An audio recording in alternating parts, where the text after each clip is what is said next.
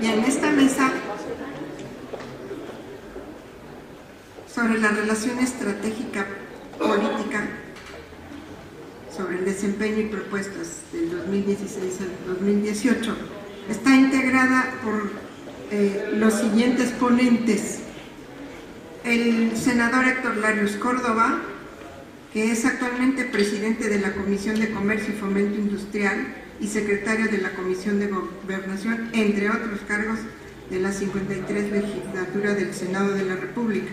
Es senador por parte de Sonora y ha estudiado Ingeniería Civil en el TEC en Guadalajara, maestría en Administración de Empresas también en el TEC de Monterrey, y ha sido diputado local y federal, así como senador entre 2000 y 2006. Es coordinador del grupo parlamentario del PAN en la legislatura número 50, entre otros muchos cargos que ha tenido. Estoy presentando a todos nuestros ponentes para que después sea más ágil el trabajo de la mesa. Tenemos a mi derecha al embajador Eugenio Anguiano Roch, que es profesor e investigador del CIDE y miembro principal, desde luego, del CECHIMEX de la UNAM, y cuenta con una larga trayectoria diplomática, habiendo sido embajador en 2 ocasiones en la República Popular China. Ha sido académico en el Colegio de México y desde luego también en la Universidad Nacional Autónoma de México, así como autor sobre muchos estudios sobre el sistema político y financiero chino y la relación entre México y China. También tenemos a mi derecha al doctor Rafael Fernández de Castro, que es jefe del Departamento Académico de Estudios Internacionales del ITAM y fue asesor de política exterior del presidente de la República entre 2008 y 2011. Cuenta con una larga y prolífica trayectoria académica, habiendo sido profesor visitante de la cátedra Robert F. Kennedy en Harvard, fundador y director de la revista Foreign Affairs en español e investigador visitante en la Brookings Institution entre 98 y 99, además de muchas otras. Es autor de múltiples libros y artículos sobre las relaciones internacionales de México. Y a mi izquierda, con mucho gusto, les presento al embajador Jorge Eduardo Navarrete, que es investigador del Programa Universitario de Estudios del Desarrollo de esta universidad. Es economista egresado también de la UNAM y especialista en temas energéticos y de relaciones exteriores de México y América Latina. A su vez también fue embajador eminente del Servicio Exterior Mexicano y ocupó diversos puestos en la Cancillería, incluyendo también la Embajada de China en 1889 y hasta 1989, sí, y hasta 93. Bueno, con eso se despertaron. Ha sido profesor, desde luego, aquí en la UNAM y profesor invitado en la Universidad de Sussex, así como autor de múltiples trabajos académicos y articulista en La Jornada. Les voy a pedir entonces que sus exposiciones sean de 15 minutos estrictos. Yo les aviso cuando les falten 3, para que cumplamos con los tiempos previstos.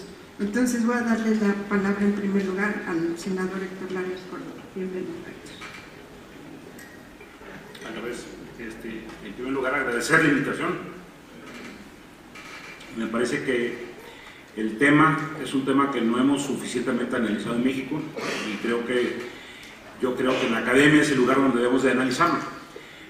Vengo más que a plantear cosas, a exponer mis dudas, porque es un tema que tenemos que resolver en varias cuestiones.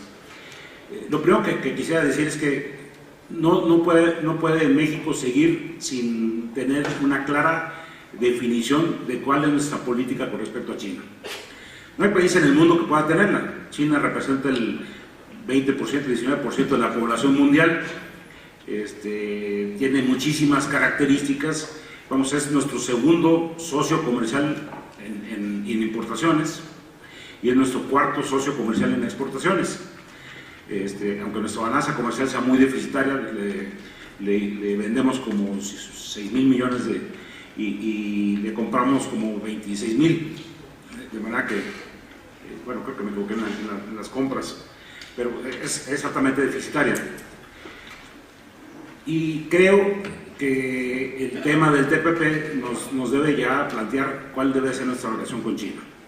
Y déjenme plantear mis dudas. México ingresa a la negociación del TPP junto con Canadá, buscando profundizar el acuerdo de libre comercio. Entramos después de un año de insistencia en el 2012. Japón entra por la misma razón, quiere profundizar su acuerdo comercial con Estados Unidos y entra en el 2013 a la negociación. Y Estados Unidos plantea, Estados Unidos no es del equipo original del TPP, ellos ingresan 2 años antes que México a la negociación, pero su objetivo, y lo ha dicho con todas las letras Obama, el presidente Obama, es escribir las reglas del comercio y no dejar que las escriba China. Entonces, México no entra al TPP pensando en los otros países, entra fundamentalmente porque el grueso de nuestro comercio es con Estados Unidos y queremos profundizar nuestra relación comercial con Estados Unidos. De hecho, de los 12 países que integran el TPP, 6 países, incluyendo a México, tenemos acuerdos de libre comercio y representamos el 91% del comercio de la alianza del TPP. O sea, Canadá, Estados Unidos, México, Chile, Perú y Japón representan el 91% de la economía del TPP. Y con todos esos países tenemos libre comercio. Incluso se planteó recientemente en el Senado, ¿no será un riesgo para México que lo que hagamos es abrir a la competencia a Vietnam en materia de textiles o en materia de productos agropecuarios a Australia y a Nueva Zelanda, etcétera, etcétera, ¿no? Quiero decir, o sea, la definición de qué va a hacer México si ratificar o no el TPP tiene que ver mucho con la política que definamos con China. Porque el TPP es una herramienta desde la concepción de Estados Unidos que quiere cambiar las reglas del comercio con China. Los países que suscribimos este acuerdo comerciamos 24% del comercio de los 12 países, el volumen total del comercio, el 24% es con China. Entonces, bueno, ¿cuál debe ser nuestra relación? Forzar a que China, ese es un posible camino, ingrese al TPP y se inscriba dentro de las reglas comerciales que están establecidas en este acuerdo, que incluyen muchos temas en donde México se ha quejado en su historia, en su trato comercial con China. No ha habido un solo país con el que México haya impuesto en algunas fracciones aranceles hasta el 1000%.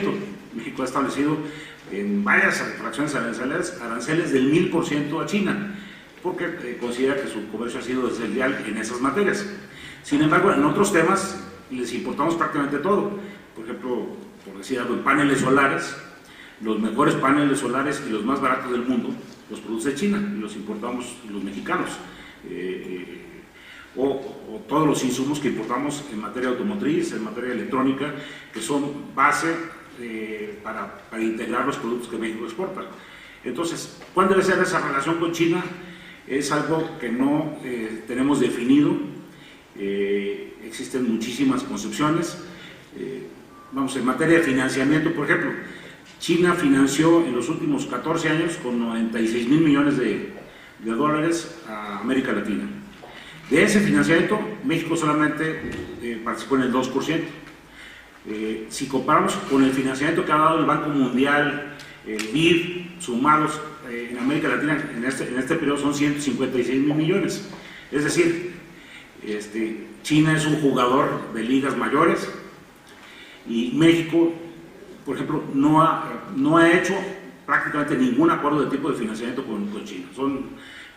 Creo que son 247 millones de dólares en 14 años.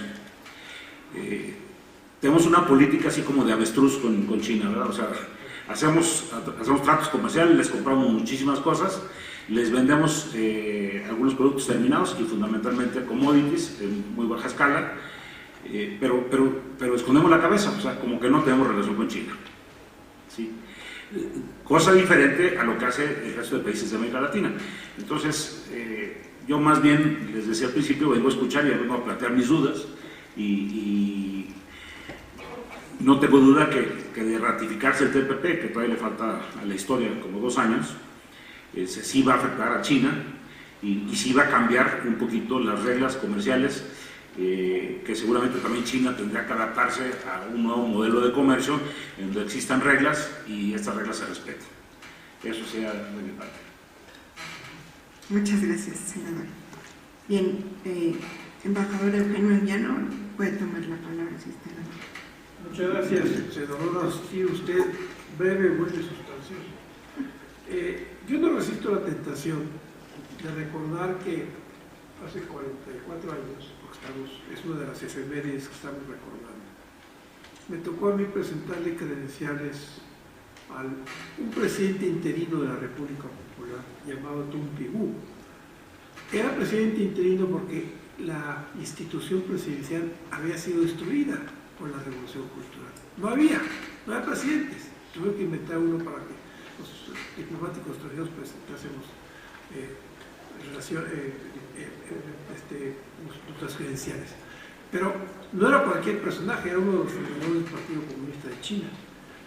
De entonces, hace 44 años a hoy, dos cosas resaltan de China. El regreso de sus instituciones, para mí más importante que la reforma económica de Deng Xiaoping, es la reinstalación de las instituciones que ellos habían dado a los chinos en los años 50. Eso permitió redirigir el esfuerzo económico hacia una apertura económica. Y la otra referencia es a los 10 años de Chimex, que aquí con Arturo López nos tocó ser de los pioneros de esta institución a la que le tenemos mucho afecto. Dicho eso, y también felicitándome de haber escuchado cosas interesantes tanto en las presentaciones anteriores como en comentarios fuera de presentación, yo tengo que un poco repensar lo que voy a decir, lo que iba a decir, pero no en lo sustantivo, sino en algunos elementos complementarios. Primero, hablar de hacer propuestas para el desempeño de la relación México-China para el periodo 16-18 es para mí muy difícil, muy aventurado. Podría hacer una lista de buenos deseos que difícilmente se van a cumplir, y porque estoy al lado de otras personas como Rafael Fernández de Castro, que siendo asesor de un presidente de la República impulsó la necesidad de abrir el análisis de la relación con China y verla en el largo plazo. Lástima que el Ejecutivo no le hizo mucho caso, pero él se esforzó por eso, impulsó muchas cosas. Entonces, no es fácil, y yo no lo voy a intentar, hacer propuestas concretas, excepto una conclusión, una reflexión de qué es lo que tenemos que hacer en general para el futuro. Bueno, segundo, hay que partir de que tanto México como China en lo que va del siglo han mantenido un modelo económico, para llamarle de manera sencilla, diferente en algún aspecto central, que es el papel del Estado en la dirección de la economía. Los chinos también se lanzaron a la aventura viniendo de una economía socialista y muy colectivizada hasta fines de los años 60, perdón. Se lanzaron a la tarea de transformar esa economía de una economía dirigida, centralmente planificada, a una economía de mercado, pero para hacerlo sus dirigentes se establecieron un proyecto de largo plazo. No es gratuito recordar que esta comisión que ha sido mencionada por el director general de Banobras, la Comisión Estatal de Reforma Administrativa y Desarrollo, se llamó hasta 2003 Comisión Estatal de Planificación. La planificación de ese año en China era centralizada y estaba dejando de ser en 2003 compulsiva. Había sido compulsiva antes, ya no hacen planeación consultiva, hacen proyectos quinquenales, más que con metas, con objetivos así casi idílicos, pero que tienen ahí en mente. La segunda característica de la economía china es que se movió al mercado moviendo instrumentos de mercado, tasas de interés, hizo que sus empresas estatales se convirtieran en empresas mercantiles en el sentido de que operaban con costo-beneficio, etc. Pero en términos de palancas de crecimiento, Los chinos utilizaron, como ustedes saben muy bien, básicamente una enorme acumulación de capital, o sea, inversiones, que llega a ser hasta el 40% o más del PIB, lo cual es el menoscabo del consumo del consumidor. Y también se lanzaron a utilizar las exportaciones como un motor de crecimiento. Se les reclama a los chinos sin razón, hay bastante razón, de que siguieron una política comercial bastante mercantilista. Son exportadores netos, pero no solo ellos. Alemania, Japón, China y los países exportadores de petróleo se han convertido en los últimos años en los exportadores netos frente al mundo desarrollado, no solo frente a nosotros, y consecuentemente se han vuelto los prestamistas de ese mundo desarrollado. Tienen excedentes comerciales y balance en cuenta corriente que no revierten comprando ¿qué? Comprando deuda soberana de Estados Unidos y de Gran Bretaña y otros países desarrollados. El experimento chino estos 15 años, 3 lustros de este siglo, significó como resultado concreto que la economía china creció a una tasa promedio de crecimiento de 9.47% cada año, promedio. Recientemente han empezado a reformar este proyecto. Ahorita me referiré a él, pero antes me referiré a México. México también en los últimos años, los últimos 3 lustros, y incluso desde antes, empezó a mantener como estrategia de crecimiento económico la idea de que lo fundamental es el mantenimiento de la estabilidad de precios, a toda costa, a costa incluso de una tasa de crecimiento mediocre y de una tasa de desempleo alta. Al mismo tiempo, el sector externo también se abrió la economía mexicana, se empezó a abrir desde los años 90, pero la diferencia es que cuando se empezó a abrir la economía mexicana a principios de la década de los 90, tuvo los beneficios inmediatos del TEMECAN, del Tratado de Libre Comercio con América del Norte, y la década de los 90 significó que la economía mexicana fue la segunda mayor exportadora del mundo después de China. Ya en este siglo, la dinámica de las exportaciones empezó a perder fuerza, en cambio las importaciones se mantuvieron altas, de suerte que nuestro desequilibrio, nuestro balance con el exterior se ha acentuado. Un desequilibrio que, digamos, en el caso con China significa un aumento exponencial en términos de déficit comercial. Bueno, hasta ahí las comparaciones de dos modelos que están ahora cambiando. ¿Por qué digo esto? Porque la relación México-China, más allá de los buenos deseos, está determinada por la situación de los proyectos económicos y políticos de cada país y por el entorno internacional que nos toca. Y el entorno internacional de ahora es muy distinto al de los 90 y empieza a ser distinto al principio del siglo XXI. ¿Qué está pasando en la adecuación hacia la nueva situación internacional, marcada a mi juicio por la crisis financiera de 2008 y luego la económica de 2009, crisis que se ha calificado después como la gran recesión y que ahora hay nuevos indicadores de que podría plantearse un nuevo momento crítico? Bueno, lo que está haciendo, si México sigue con su proyecto neoliberal, con una economía donde el mercado se pueda desarrollar con base en estabilidad de precios, que no es un concepto negativo per se, simplemente es cuál es el costo de mantener esa estabilidad, y el costo inmediato es los salarios y el empleo, ¿no? Pero no solo es el caso de México en que los salarios han sido sacrificados en el crecimiento, es casi el caso de todas las economías digamos capitalistas, sean desarrolladas o sean emergentes. La excepción de China. Si China se fue al mercado y sacrificó muchas cosas, sobre todo el consumo interno para tener una tasa de acumulación alta, pero los salarios no fueron sacrificados. El cambio del crecimiento de salarios en China, el envejecimiento de la población prematuro de la población china, hace imposible que ese país siga creciendo a tasas cercanas a 2 dígitos. Es lo que llaman los chinos la nueva normalidad.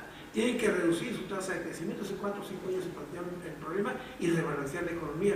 ¿Rebalancearla hacia qué? Hacia fortalecer el consumo interno y reducir la tasa de inversión. Pero eso se va a llevar tiempo. Se anunció hace 5 años y está apenas en el proceso. Lo que sí ya se ha manifestado es la reducción, la desaceleración del crecimiento de la economía china. El año pasado, 2015, terminó un crecimiento de 6.9%. Los funcionarios chinos ponen como piso 7%, no están dejando lo que ocurrió del piso que pusieron, lo que atienden los dirigentes chinos. Sin embargo, para los próximos 5 años, casi todo el mundo, menos el gobierno chino, pronostica que la desaceleración va a ser todavía mayor. Yo cito nada más a un modelo, una agencia que pronostica muy bien, que es de Economist Intelligence Unit, que hace muy buen trabajo de prospección, y ellos calculan que para 2020 el crecimiento de China va a andar por el 4.7%. Es decir, estamos viendo al futuro, si la realidad no miente a los pronósticos, que el promedio de crecimiento de China para el siguiente lustro va a ser entre 6.5% promedio, comparado con el 9.47% del pasado. Es un gran cambio.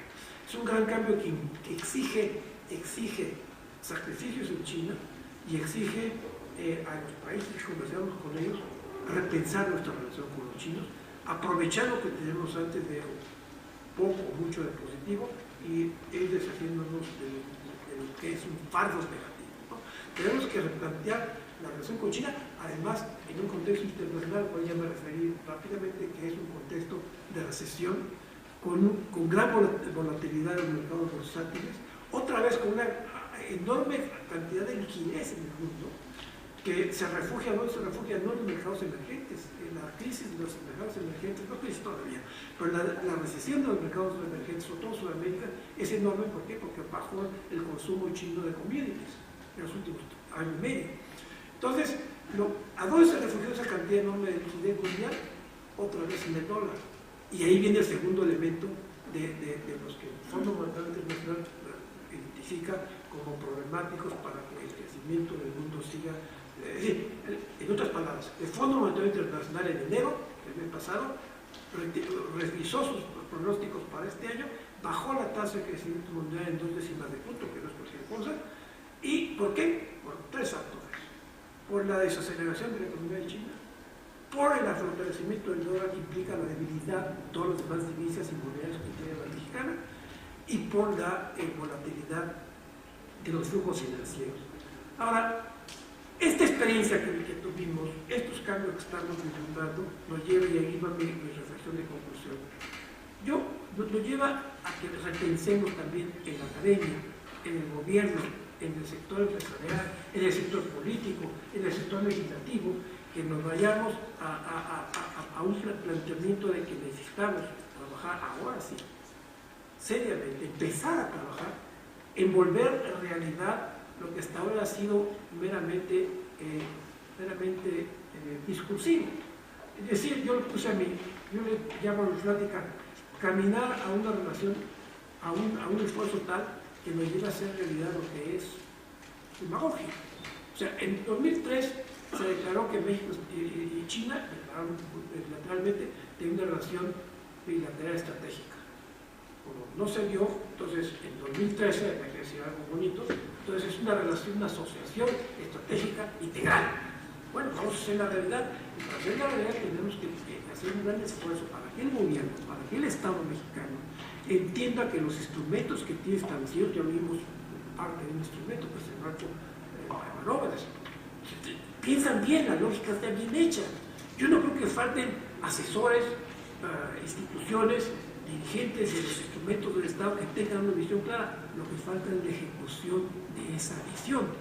Y ahí es donde la visión del Estado mexicano es muy débil y es muy débil por varias razones. Yo no voy a meter a eso ahora. Pero si no despierta esta capacidad del Estado mexicano de tomar tantos insumos que hay en los sectores, en los mismos instrumentos que el gobierno tiene, de los que ya mencioné, para iniciar un proceso en el cual se conviertan las declarativas de relación estratégica integral entre China y México en una realidad, no vamos a cambiar sustancialmente una relación que es importante. Termino diciendo algo que a contrapelo de lo que se dijo antes. La relación política con China, cuando establecimos las relaciones en 1972, fue mucho más dinámica y mucho más importante que la que hay ahora. Los primeros 10 años de relación política con China fueron notables, primero porque China no se había abierto a la economía mundial, se estaba apenas abriendo a la política mundial.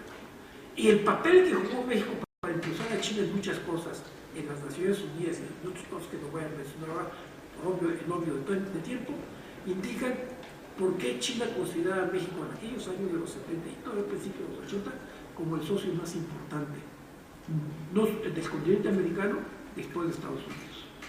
Bueno, yo lo dejo ahí porque hay que... Sí, porque ya. Muchas gracias.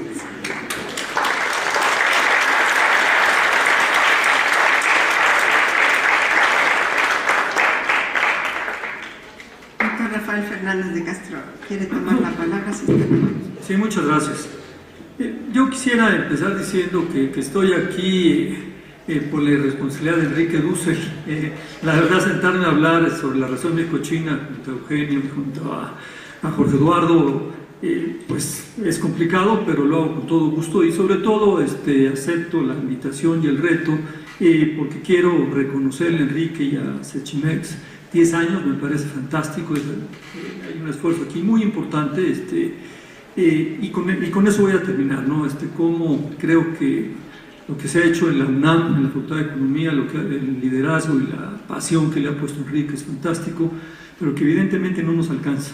Entonces, digamos, lo que voy a hacer aquí básicamente es justamente tratar de insistir en que México, si quiere ser un actor global, necesita descifrar a China, necesita cerrar, digamos, la distancia que hay con China, en términos, desde luego, en 3 niveles, ¿no? En el nivel económico-comercial, en el nivel político-estratégico y en el nivel de conocimiento.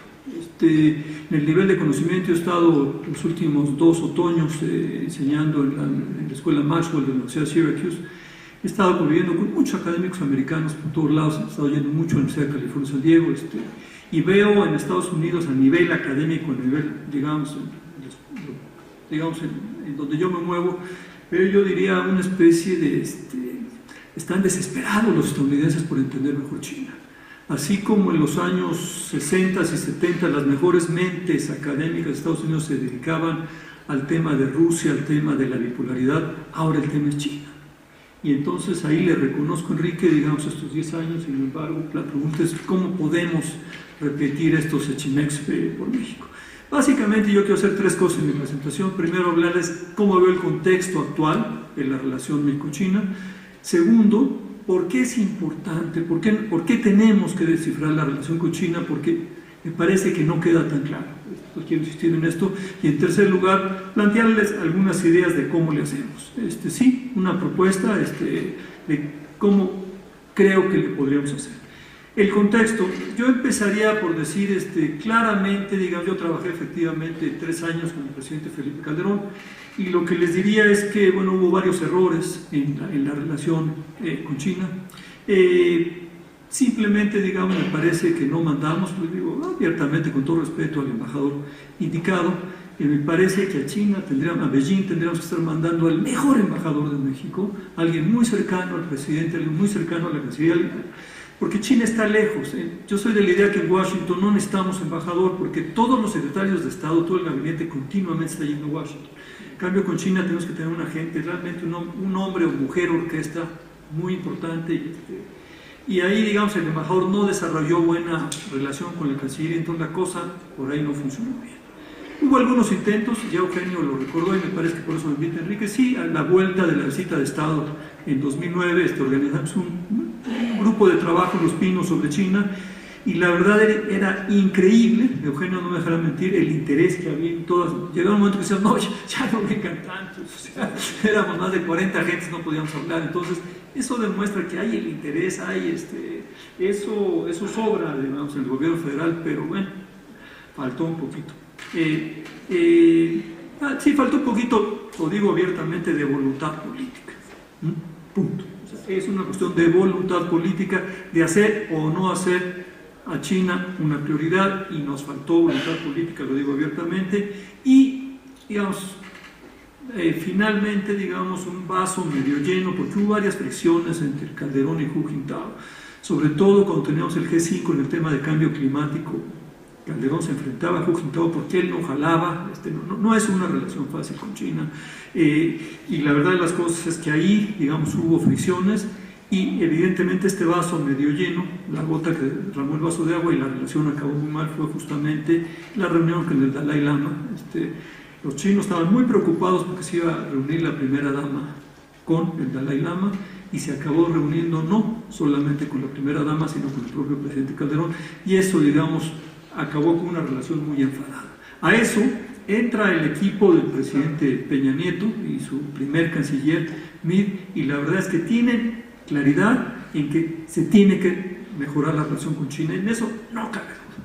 Y lo que hace Meade, y hay que reconocérselo, Enrique lo sabe muy bien, la verdad, humildemente reconoce que no conoce lo suficiente, empieza a preguntar por todos lados, y deciden relanzar la relación con una estrategia muy clara, que era diciendo, vamos a aprovechar el inicio simultáneo de las presidencias de Xi Jinping y de Peña Nieto, y vámonos por ahí, a que ellos se hagan amigos, una cuestión, digamos, ejecutivo-ejecutivo.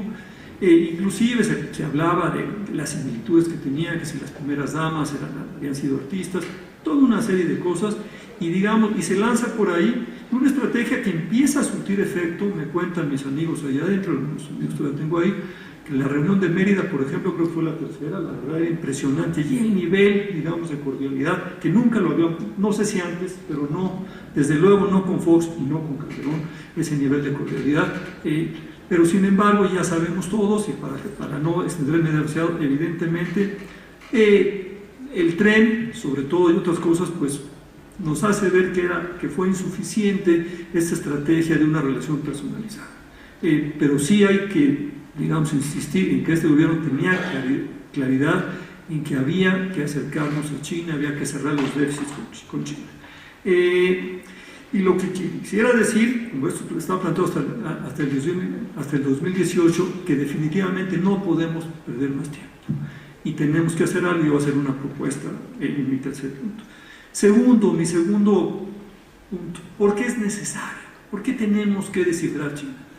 Brevemente, en el tema económico-comercial, muy brevemente, evidentemente no solo tenemos un abultadísimo déficit comercial, sino que China no invierte en México, es el grave problema. Entonces la balanza de pagos es muy deficitaria con China.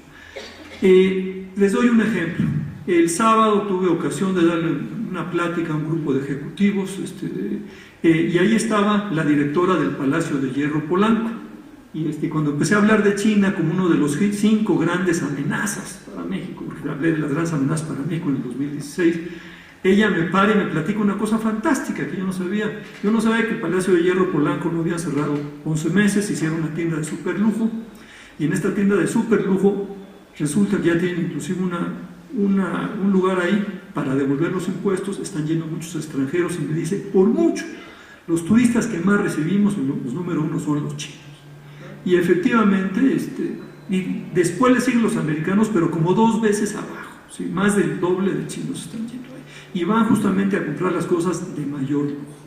Si ya sabemos, y si México está haciendo un gran esfuerzo por convertirnos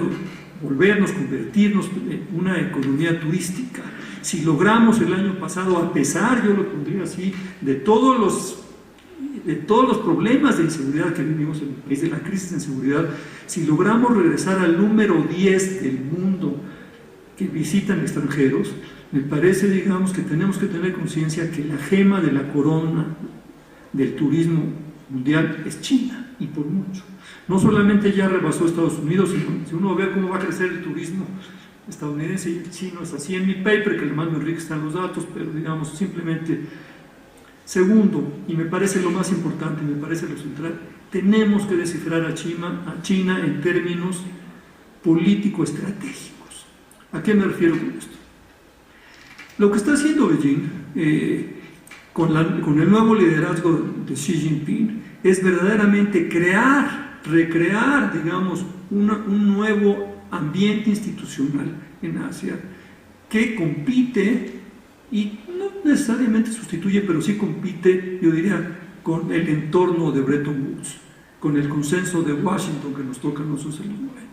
Entonces me parece, digamos, que claramente ahí hay una competencia, claramente hay que ver a China ya como la segunda potencia mundial, Claramente va a ser pronto la primera potencia económica del mundo y me parece que si México quiere ser un actor global, necesitamos tener un diálogo con China. Necesitamos descifrar esto. Y digamos, ahora la pregunta es cómo hacerle, pero me parece que tenemos que tener mucha claridad. Si nosotros queremos tener algún papel en el G20, en Naciones Unidas, o tenemos un diálogo con China o vamos a ser terriblemente ineficientes si queremos ser actores globales. Claro, habría que contestarnos eso primero, pero hay gentes que no tenemos duda que digamos que México necesita ser un actor global.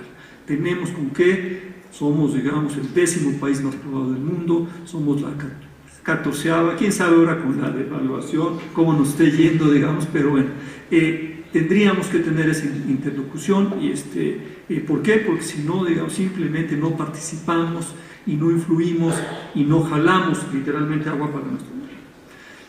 ¿Cómo le hacemos? Que es la parte más importante. Yo tengo 4 propuestas. Primero, decirles que no nos alcanza con los mecanismos institucionales que tenemos. Sí, tenemos una buena propuesta institucional con China. Tenemos la Comisión Binacional Permanente, que se va a reunir por 7ª ocasión probablemente este año.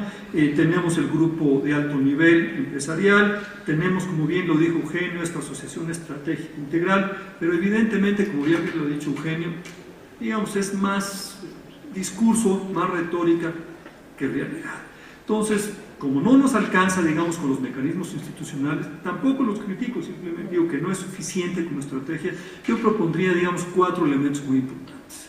El primero, yo lo llamaría el G2. ¿Por qué lo llamo el G2? Es decir, es pensar que para mejor relacionarnos con China, tenemos al menos que pensar más estratégicamente en Estados Unidos. Ahí les voy. Es decir, cualquier cosa que hagamos o dejemos de hacer en Asia, para China somos un satélite de los Estados Unidos. Si no entramos, digamos, a participar en el Banco de Desarrollo Asiático, tiene que ver con eso. Papá de Estados Unidos no le dio permiso a los mexicanos. Eso es lo que piensan los chinos. La pregunta que yo me hago, es, sí, efectivamente, ¿somos aliados estratégicos de Estados Unidos? No, no lo somos. Somos socios comerciales de Estados Unidos. Tendremos que pensar, y puede haber diferencias, pero me parece que nos urge un diálogo estratégico con Estados Unidos, así como lo pido con China, con Estados Unidos. ¿Ustedes creen que la canciller habla con el canciller de Estados Unidos o con el secretario de Estado de China, de Irán? Pues no son los temas en la relación de Estados Unidos, son temas muy domésticos, llamamos que es una relación interméstica, pues son los temas internos los que más le afectan, pero no tenemos este diálogo estratégico.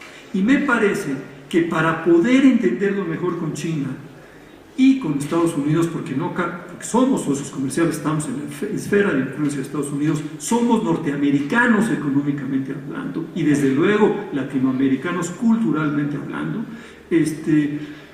tenemos que entender al menos la agenda G2. Por ejemplo, si no entendemos que hay una guerra cibernética entre Estados Unidos y China, que uno de los grandes temas de la última reunión a finales del otoño de Xi Jinping con Obama en Washington fue justamente el tema cibernético. Los mexicanos estábamos pensando e invitando, por ejemplo, a los chinos a participar en la reforma de telecomunicaciones. Por ahí no jala la cosa.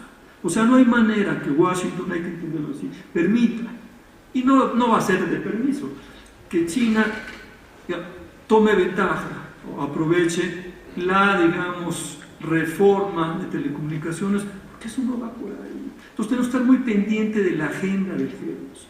Veo en el mundo, y es muy importante, digamos, que estamos así, claramente estamos hablando de estos, son los dos grandes hegemones del mundo, pero tampoco vamos a regresar a un bipolarismo como el que fue la ex Unión Soviética con Estados Unidos. Se trata, me parece, digamos, sí, de una nueva bipolaridad, pero mucho más abierta. ¿Sí?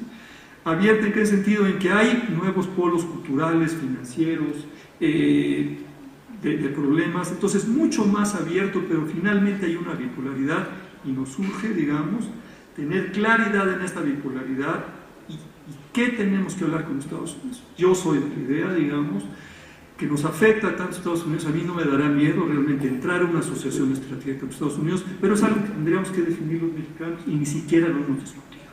Entonces, lo primero es eso, es decir, entender este G2, y esto es lo más importante. Segundo, como no tenemos un acuerdo comercial con China, necesitamos forzosamente más cooperación bilateral.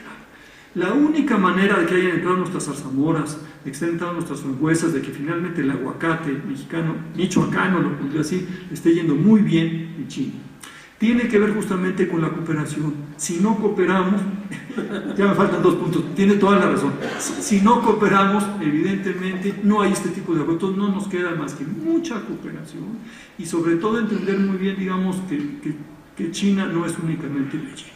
Ahí hay muchas regiones económicas, en fin, estará en el paper. Tercero, temas globales. Nos surge identificar, digamos, temas en común. Claramente lo que tenemos en común en China, que no hemos explotado realmente, es el tema, somos países en desarrollo. Y en temas, por ejemplo, como cambio climático, que han cambiado mucho las cosas y donde estamos bien posicionados, me parece, digamos, que ahí tendríamos que pensar muy bien cómo podemos tener un acercamiento con China. Y desde luego, digamos, en el G20 también hay muchos temas, digamos, donde claramente ahí puede haber un muy buen entendimiento, pero no lo hemos explotado. Finalmente, y con eso termino, evidentemente, y ya te eché muchas porras, Enrique, estabas fuera, pero tenemos que hacer muchos Sechimex en México. Yo diría, digamos, que aquí me parece maravilloso lo que está haciendo la UNAM, lo que ha hecho Enrique, me parece maravilloso lo que han hecho algunos empresarios, me parece maravilloso, digamos, muchos esfuerzos individuales, pero me parece que aquí, digamos, si queremos realmente cerrar, digamos, la brecha que tenemos de capital humano, si queremos y si vemos sobre todo yo diría, esta fascinación que hay en nuestro vecino en Estados Unidos por estudiar China, me parece, digamos, que necesitamos un campeón, y el campeón para el retraso que necesitamos tiene que ser el gobierno federal. No lo veo por otro lado. Necesitamos realmente crear una comisión como la que ha habido con Estados Unidos, Fulbright García Robles, pensando en algo México-China, algo de veras en serio. A mí me transformó mi vida, mi vida profesional, mi beca Fulbright. ¿Por qué? Porque me permitió educarme en Estados Unidos. Y de eso les hablo de al menos unos 2.000, 3.000 mexicanos que tuvimos esa experiencia. Entonces, digamos, tenemos que pensar en algo muy importante con China. No puede, digamos, es una cuestión, me parece, estatal, porque es así de importante. Entonces, hasta ahí la dejo, y de veras felicitando enormemente a Enrique y a Sechimex por estos 10 años. Gracias.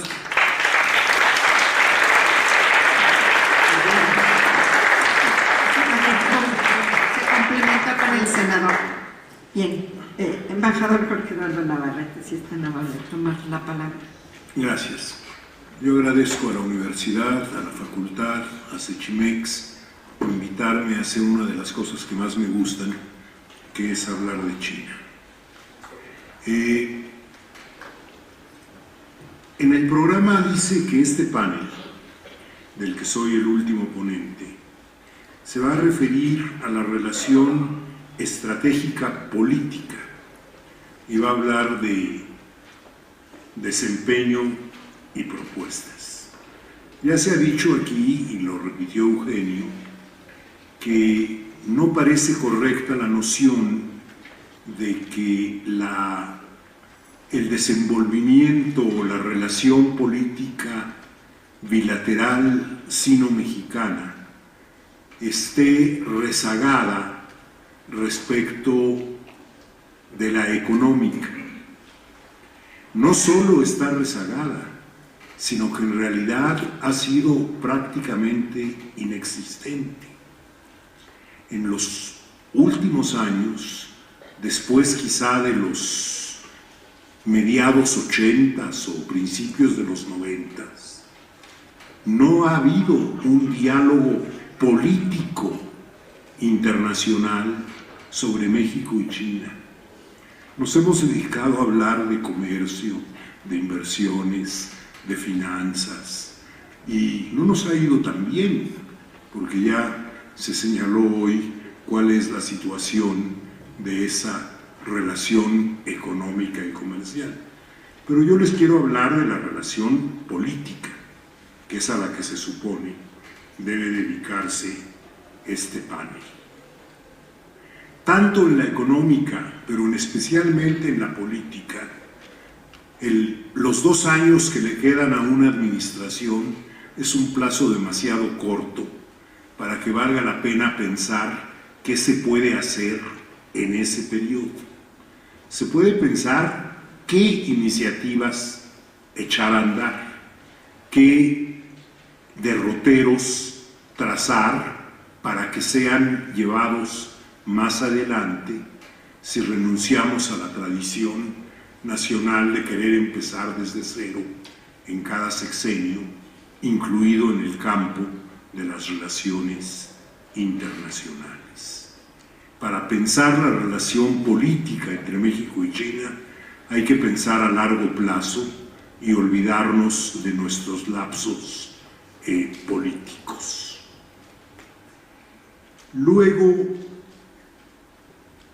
se habló también, y aquí tomo otra de las ideas que ya se plantearon por nuestro ponente magistral de la Academia China de Ciencias Sociales, mencionó un poco en passant la posibilidad de cooperar en la reforma del Consejo de Seguridad de Naciones Unidas. Yo diría que si se busca un tema político global en el cual cooperar con China, ese estaría en un buen lugar. No sería fácil definir los términos, los alcances y los objetivos de esa cooperación. China es un miembro permanente y nosotros a veces conseguimos una visa de turista en el Consejo por 2 años. Y no lo hacemos con la frecuencia que yo pienso deberíamos hacer.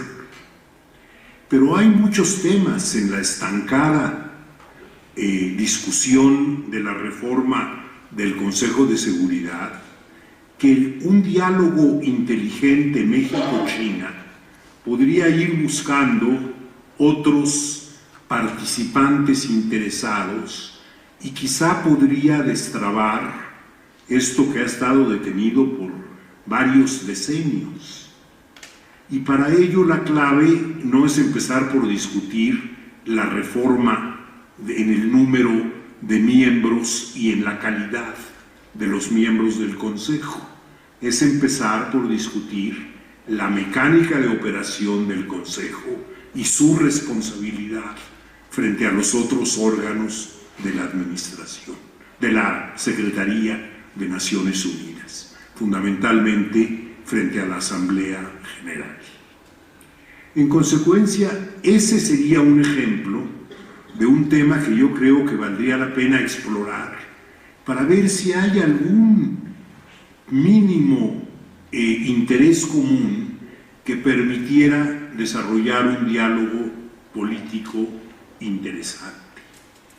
Pero como ese hay varios otros, se necesita tratar de imaginarlos. En los años 80, en México, se hizo un intento de convencer a los países del Caribe que tienen un problema serio de delimitación marítima territorial, de buscar un enfoque colectivo regional a esa negociación de delimitación marítima. En este momento, el problema de delimitación marítima en el Mar del Sur de China y en menor medida en el Mar Oriental de China son, perdón por el lenguaje técnico, 2 chinampinas a punto de explotar y que pueden terminar con este planeta, porque pueden desembocar en una guerra nuclear.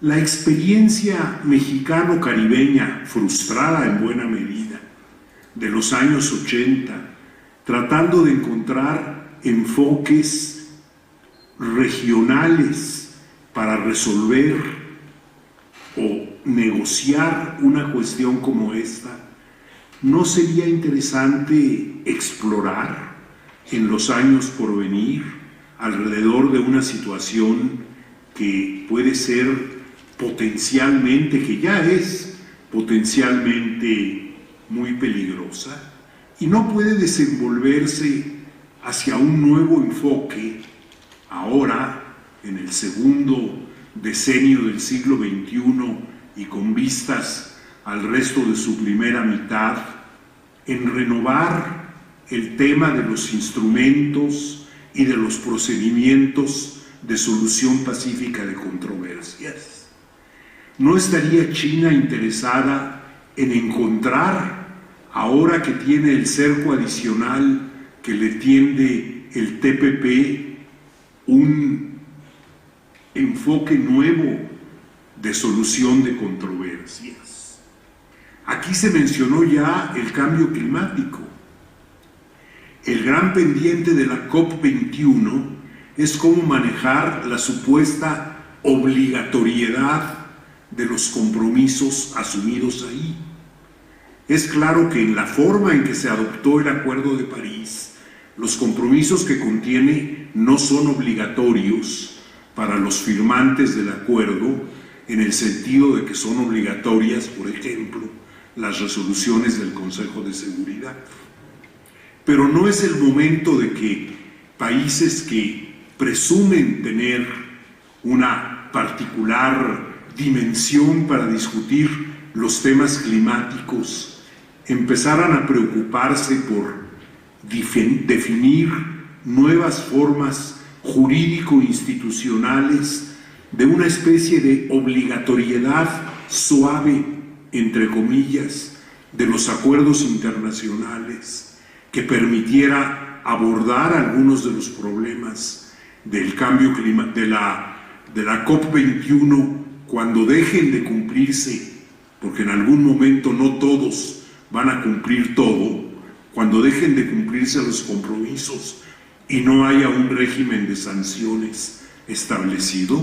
No se trata de llegar a las sanciones, se trata de encontrar fórmulas de evitar que se llegue a una situación de abierto incumplimiento de los compromisos. Y Rafael mencionó el tema de ciberseguridad, que es quizá el gran tema bilateral entre China y Estados Unidos.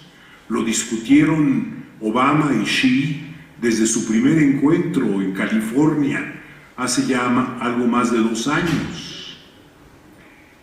En ese no podría pensarse, y no podría una iniciativa, no podrían México y China explorar dimensiones multilaterales del tema de ciberseguridad. Mientras se maneje en discusiones bilaterales va a ser mucho más complicado de resolver, porque el enfrentamiento es muy evidente y las acusaciones de que el Ministerio de Defensa chino está interviniendo las computadoras de las grandes industrias estadounidenses e incluso de algunos organismos gubernamentales estadounidenses dejan muy poco margen de conversación. Pero si se lleva a lo multilateral, como en su momento se llevó el tema migratorio, que no se ha resuelto y que es un gran tema político para el siglo XXI, podrían explorarse estas opciones. Tengo en la lista varios más, pero ya el tiempo se acaba. Lo que tenemos que hacer, si queremos, como nos pedía muy adecuadamente nuestro amigo el señor senador, definir claramente qué queremos hacer con China, tenemos que hacerlo. Pero por favor, no nos limitemos al comercio y a las inversiones. Gracias.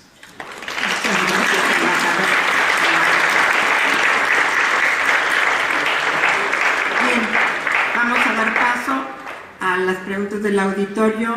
Les recuerdo, como señaló Enrique, no hagan una conferencia, sean muy puntuales. Se identifican, por favor, y adelante aquí. Primero las preguntas. Bueno, soy Marisa Chagio y justamente acabo de dar una clase, gracias a Rafael, en el ITAM sobre China y el entusiasmo de los estudiantes fue fantástico. A mí hay algo que que creo que se pierden en las discusiones porque el tema económico termina de eclipsar todo. Y yo creo que el tema de China es víctima del naufragio ideológico en el que está la Secretaría de Relaciones Exteriores desde hace varios años. Es decir, en la Guerra Fría teníamos muy bien delimitado, muy bien enmarcado lo que eran los límites y los alcances de nuestra política exterior con la teoría Ojeda, y con el fin de la Guerra Fría y en algún momento también con la dilución bueno, se fue haciendo cada vez más delgado el tema de la soberanía nacional, no hemos vuelto a enmarcar en términos ideológicos lo que es nuestra política exterior. No hay una víctima más grande que China. A mí me parece que el ascenso de China abre posibilidades fantásticas para México, no solo en el triángulo México, China, Estados Unidos, sino que además, en términos teóricos, el ascenso de China implica también que vamos a tener mayor margen de acción en Latinoamérica, que es una zona de interés y de influencia natural para nosotros. Entonces no podremos enfocarnos quizá como grupo de estudiosos precisamente en plantear... concretar? Sí, ya voy lo que se viene y dedicarnos a estudiar las relaciones China-México, Estados Unidos desde un punto de vista teórico. Bien, ¿quién más? Allá atrás, por favor. Sí, abajo a mi derecha. Pero eso ya no lo entiendo. Hasta atrás, fíjense. Primero, felicidades por su exposición. Mi nombre es Jia Chi-Hu. Soy alumno de Escuela Superior de Economía y también me presento a la Federación China de Comercio y Negocios. Y mi pregunta es respecto a lo siguiente.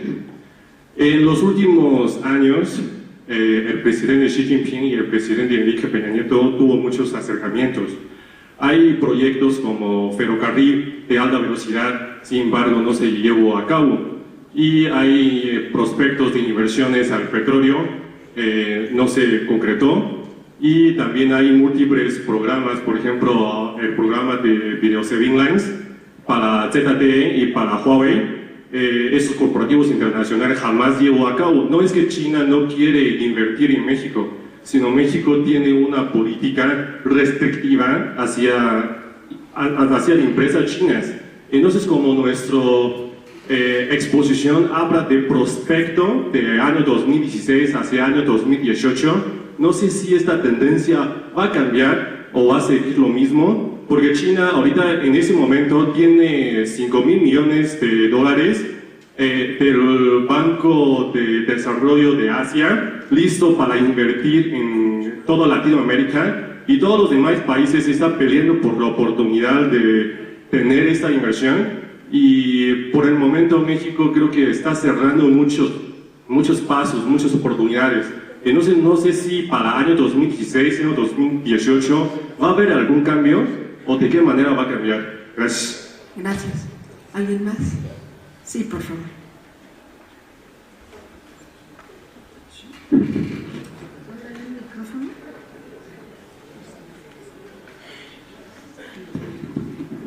Muy buenas tardes y muchas gracias por permitirme hacer uso de la palabra en esta aula que lleva el nombre de Narciso Basíles. Yo escuchaba atentamente. Se identifica, por favor. Escuchaba atentamente y con gusto lo hago a los ponentes por lo que decían. Mi nombre es Arturo Fuentes Ramírez y yo soy presidente de la Asociación Nacional de Proveedores de la Industria Farmacéutica.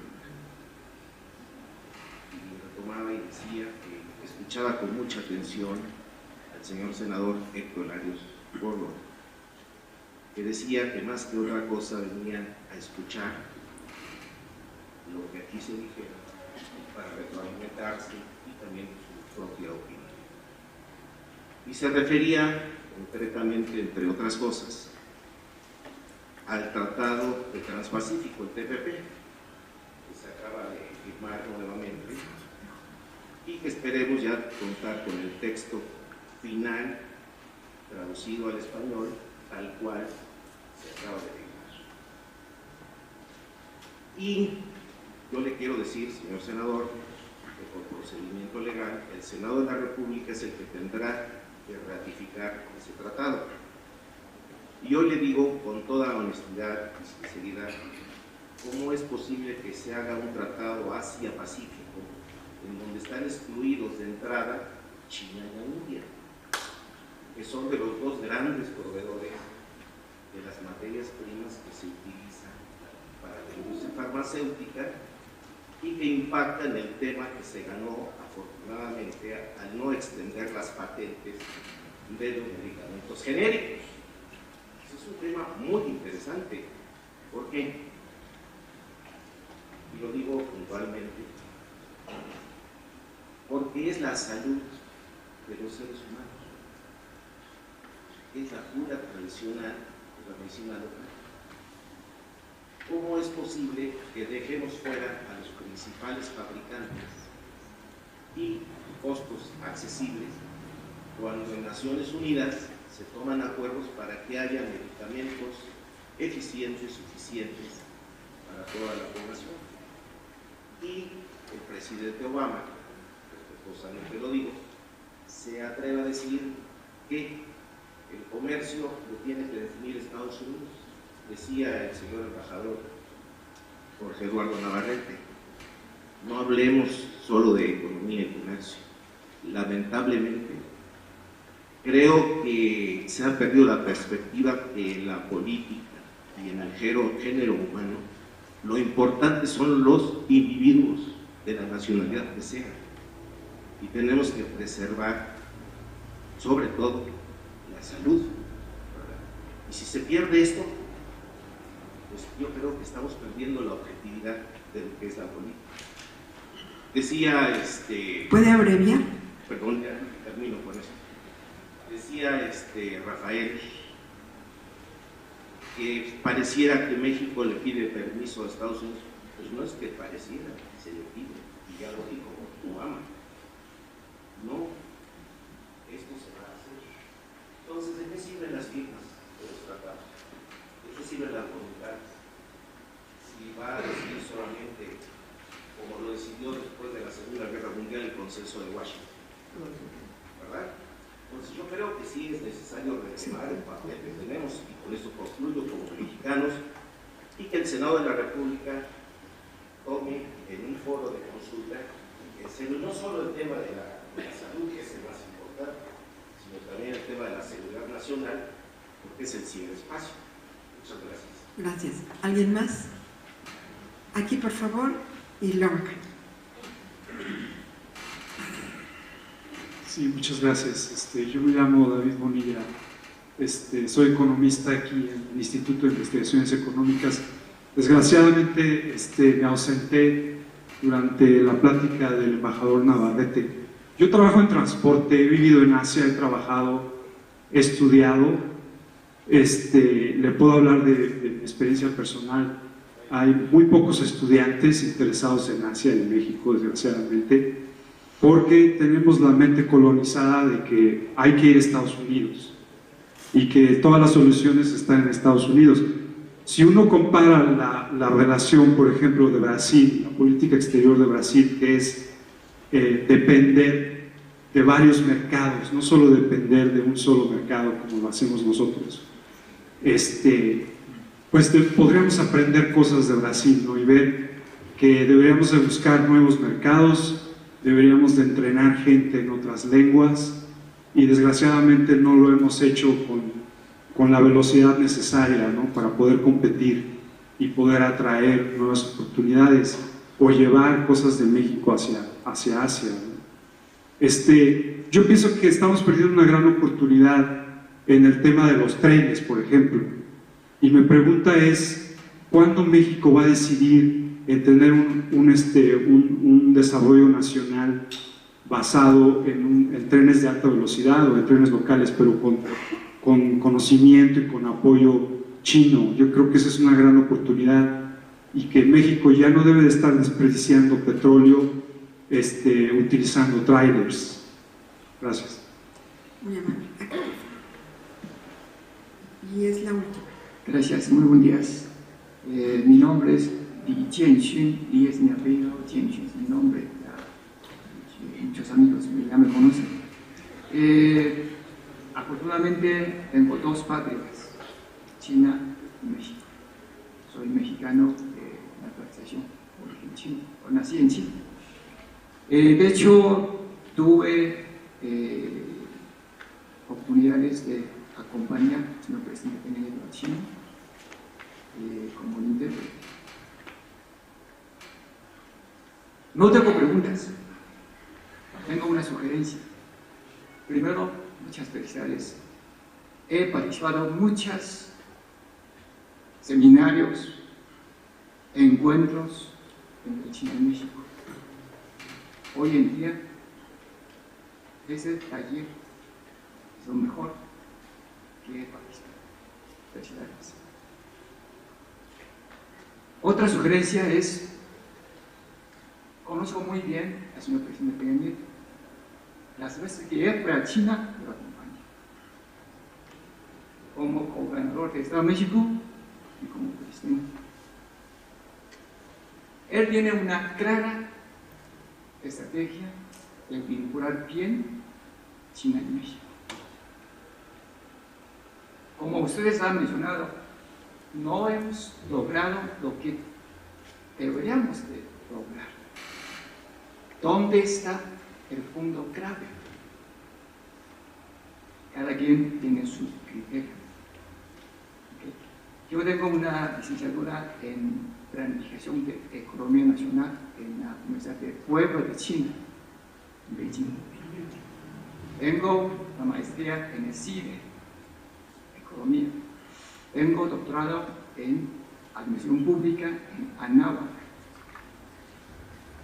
Mi sugerencia es, a través de ustedes, presentan una propuesta concreta al gobierno mexicano, al señor presidente. Es mi sugerencia. Porque el presidente tiene una visión, pero él no va a hacer los proyectos. ¿Quién tiene que hacer? Nosotros. Hay que impulsar una investigación académica, especialmente entre China y México. Ustedes son los miembros principales, son cerebros de México, de vincular bien China y México. Y hay muchos proyectos que podemos hacer. No mencionamos sobre el proyecto de tren México-Querétaro, yo participé en el proyecto. No es el único proyecto. Hay muchos proyectos como esto que se podría aterrizar en México. Y el gobierno chino tiene la intención. Todo el mundo sabemos que la Comisión de Desarrollo y Reforma del gobierno chino está coordinando los proyectos entre China y México. México, ¿quién está coordinando? No sabemos. Por eso, la sugerencia es, a través de Sechimex, forman una comisión o un grupo de expertos como ustedes, presentar algunas estrategias directamente al señor presidente. Yo pienso que eso va a ser fundamental. Gracias. Muchas gracias. Bien, si les parece, le voy a dar la palabra a cada uno de los ponentes para que comenten durante 3 minutos cada uno sobre las intervenciones de la audiencia. Entonces, empezamos como dimos la palabra en la anterior ronda. Por favor, senador. Yo solamente agradecer la posibilidad de haber escuchado tan magníficas participaciones aquí de los ponentes de esta mesa. Concretamente, decirle a no apunté bien su nombre aquí, a don Arturo, el interés de México, lo dije, de integrarse al TPP es fortalecer nuestra relación. Nos guste o no nos guste, somos frontera con Estados Unidos, que es ahorita el mercado más grande del mundo. Y nuestro desarrollo económico ha estado muy ligado al comercio exterior. Más de la mitad del Producto Interno Bruto es de comercio exterior. Nosotros entramos al TPP con ese motivo, convencimos a Canadá y juntos entramos. Desde luego que representa algunos retos en nuestra relación con China, que también, aquí lo ha dicho claramente, no saben ni siquiera quién es el responsable de la relación vamos, no hay una estrategia nacional, creo que se ha quedado claro eso. El tema más difícil, y en ese México sí intervino mucho, de la negociación del TPP fue la propiedad intelectual, que tiene que ver mucho con los medicamentos. Creo que quedó bastante moderado lo que buscaba Estados Unidos que quedara, es simplemente el comentario que haría. Y el tema de los trenes, que también se ha mencionado aquí, ciertamente México no tiene un sistema, tiene un muy buen sistema de ferrocarriles. En la mayor parte del mundo los sistemas de ferrocarriles son subsidiados, en este país no son subsidiados, entonces no es tampoco así como una panacea que podemos pensar en el desarrollo del país a base de trenes. Tenemos suficientes, si ustedes vieran cómo funciona el sistema ferrocarrilero mexicano, es bastante eficiente, es el más eficiente de América Latina. Gracias, senador. Embajador Allende, por favor. Muchas gracias. Bueno, primero les felicito porque hay mucho interés y muchas participar y hacer propuestas. Yo, una breve referencia al TPP. El TPP es un organismo que se forma en el marco de APEC, o sea, India no puede estar por definición en APEC, aunque debía estar, pero no está, así fue. El acuerdo original del TPP que lo hizo Estados Unidos y otros 4 países, en 2009, economías muy pequeñas, era así. Entonces, el segundo punto es que evidentemente el interés de Estados Unidos era darle la vuelta al fracaso de las negociaciones de Ginebra. Por eso metió en este foro un proceso para sobre todo fortalecer la propiedad intelectual en periodos más largos. Es un esfuerzo que México trató por lo menos en ciertos casos de mitigar, pero no puede contrarrestarlo. Ahora, la efectividad de este TPP, que falta que lo aprueben, falta que lo ratifiquen. No me refiero de cada país, pero por eso dieron 2 años, porque hay cambio de administración en Estados Unidos, vamos a ver. Pero en fin, probablemente salga adelante. No es, como muchos pensaban, un obstáculo muy grave. O sea, sí fue un reto para China, pero China lo tomó muy tranquilamente. Nos felicitó por el acuerdo y recordó que está pendiente que en APEC, porque está establecido, se negocie un bloque económico de las 21 economías que lo forman. Entonces, por ahí va caminando. Yo, en los temas, yo insisto, estoy de acuerdo con el senador Navarrete, de que parte de los elementos que echarían a reactivar la relación con China deben de empezar por acuerdos políticos, por instrumentos políticos, porque si no, no va a avanzar. El hecho de que los presidentes se encuentren varias veces y simpaticen aparentemente no es política, señores. La política va más allá de eso. En la visión, los intereses del presidente Xi Jinping y de su Estado los tiene muy claros en Asia, en África y en otros lados. El dinero que China está poniendo, el Estado chino está poniendo para inversiones, no es que esté así nomás disponible. Es un dinero sobre todo para asegurar fuentes de abastecimiento. No se les olvide también ese aspecto. Entonces, es un proceso de 2 lados. Tanto el país receptor como el país que ofrece tienen que estar convencidos, sus respectivos gobiernos y sociedades debería ser. Debe estar convencido de la bondad del proceso. Afortunadamente no siempre hay esa relación entre sociedad y gobiernos, pero no es un proceso muy fácil. De todas maneras, estamos en cuanto a hacer una propuesta al presidente, a un presidente que está a la mitad de su gobierno. Aquí con el doctor Rafael de Castro hicimos múltiples propuestas. Empezando el gobierno de este doctor gobierno, les entregamos un documento muy completo de propuestas. ¿Sabe dónde se fue el proyecto? A la basura. Así se fue. O sea, yo, con todo respeto, yo no estoy de acuerdo con usted de que nuestro jefe de Estado tenga una visión clara sobre China. Bien, Rafael Fernández de Castro, por favor. Sí, no voy a entrar en esta disputa, pero yo lo dije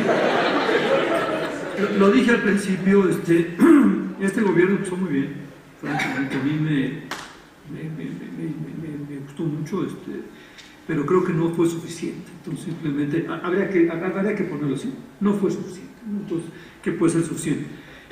Yo ya hice mi propuesta, pero algunas cosas reaccionando a sus El TTP yo creo que es importantísimo, o sea, hay quien lo ve como algo que va a sustituir la relación con China, no, habría que verlo en carriles separados, es de aprobarlo, digamos la verdad, o sea, de aprobarlo el Congreso de Estados Unidos, que no hacen esos países, el tema está en Estados Unidos, ¿no? La verdad va a ser una maravilla para entrar a ciertos países de Asia, pero es un acuerdo económico-comercial. ¿Sí? Y el tema con China, lo que nada sustituye es esa búsqueda de un diálogo político estratégico. Eso sí es indispensable si entendemos la nueva correlación de fuerzas en el mundo. Segundo, yo no, digamos, habría que preguntarse, ahorita que decir, las cosas no pasan por Estados Unidos, pero habría que preguntarse por qué hay 250,000 estudiantes chinos en Estados Unidos. O sea, hasta hace 5 años, 4 años, siempre había una competencia entre los indios y los chinos. A veces ganaban los indios, 120,000, China un poquito abajo, pero hace 4 o 5 años salta el número de chinos estudiando en Estados Unidos. ¿A qué se debe? Es muy sencillo, no le hagamos al cuento. Tienen el mejor sistema universitario del mundo, lo siguen teniendo. Sí, hay muy buenas escuelas en el Reino Unido, sí hay muy buenas escuelas en Australia. Y con eso termino. Es decir, me parece, digamos, que sí en la Academia Mexicana, tendríamos que buscar ahí, porque no es fácil ir a estudiar a China, tampoco sobran allá las escuelas para formar a la gente. Entonces habría que buscar en esos países, Estados Unidos, en Australia, desde luego en el Reino Unido y en muchos más, digamos, cerrar nuestra brecha de conocimiento, pero me parece que es con este tipo de alianzas. Hasta aquí lo dejo. A mí también me parece fascinante el haber oído tantas propuestas aquí, y sí quiero insistir en que sí, el mejor momento para relanzar algo no es cuando faltan 2 años y medio, pero ya no podemos seguir esperando. Con China vamos muy tarde y entonces por eso urge, hay que darle sentido de urgencia a esto. Gracias. Gracias. Embajador Navarrete, por favor. Gracias. Yo agradezco mucho las reflexiones y los puntos de vista que se expusieron desde el auditorio. Pienso que además de enfatizar la necesidad de rescatar y dar prioridad a los temas políticos en la relación mexicano-china, creo que es importante también tener en cuenta que independientemente de la nueva normalidad china, que se expresará en tasas de crecimiento económico de menos de la mitad de las del decenio anterior, de cualquier modo, en el horizonte en el que está planteada la discusión en esta mesa, a 2018 e incluso a 2020, China seguirá siendo el principal factor de arrastre de la economía internacional. Si ustedes ven el último documento del Departamento de Asuntos Económicos y Sociales de la ONU, el informe sobre la economía mundial a principios de 2016, encuentran una gráfica muy ilustrativa, una gráfica de barras con la contribución de cada grupo de países y de China a el crecimiento, muy modesto por cierto, de la economía internacional, de la economía mundial. Pero en esa gráfica el único país individual que aparece es China, y los demás aparece la Unión Europea o el grupo de OECD o la región latinoamericana o la región del sudeste asiático. De modo que incluso en lo económico tampoco podemos olvidarnos de China. Pero el enfoque que hemos usado, en mi humilde opinión, ha sido equivocado. Y además perdimos el tren. Perdimos el tren porque el momento para lanzar la relación hubiera sido los años 90, cuando China se recuperó del trauma de Tiananmen, y cuando lo hicieron En América Latina, desde luego, Brasil, pero en el resto del mundo, muchos otros países, incluido Alemania. Y ahí un poco dejamos pasar las oportunidades. Estaríamos hablando de una plataforma muy diferente de la que ahora existe. Pero bueno, el pasado es difícil de rectificar radicalmente. Pensando en el futuro, yo creo que la introducción de elementos de diálogo político puede ayudar a tener mejores objetivos y más éxito en los proyectos de colaboración económica y comercial. Gracias. Gracias, embajador. Bien, les agradecemos su presencia en esta mesa y no se muevan, respiren hondo y empieza la siguiente mesa sobre la estrategia económica.